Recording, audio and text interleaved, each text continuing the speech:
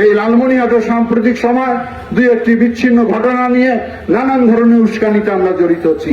আমি সবাইকে অনুরোধ করব, আহ্বান করব, আমরা যেন কোনো ধর্মীয় উন্মোদনা নিয়ে কোনো ধরনের কোনো ধর্মকে আমরা আঘাত না করি।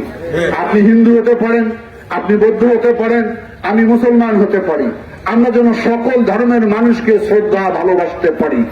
যার যার ধর্ম সে স্বাধীনভাবে করবে, কিন্তু কটাক্ষ করে কোন ধর্মকে যেন আমরা আঘাত না করি। শান্তিপূর্ণ বাংলাদেশকে যেন কেউ অস্থিরতার মধ্যে ফেলে না দেয়। সুতরাং আমরা যেন ধৈর্য ধারণ করি।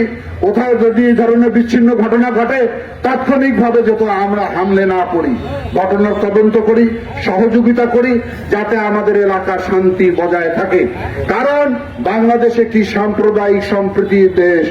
আবহমান কাল ধরে আমরা সবাই সব ধর্মের, সব জাতি, সব ভাষার মানুষ একসঙ্গে বসবাস করি। এটি বাংলাদেশের সৌন্দর্যতা। এই সৌন্দর্যতা যাতে বিনষ্ট না হয় কোন উগ্রতার মধ্য দিয়ে। আমি আশা করি লালমনিরহাট অত্যন্ত শান্তিপ্রিয়। গত কয়েকদিন যাবৎ যে আকাঙ্ক্ষিত ঘটনাগুলো ঘটে যাচ্ছে, সেগুলোর জন্য আমরা দুঃখ প্রকাশ করি।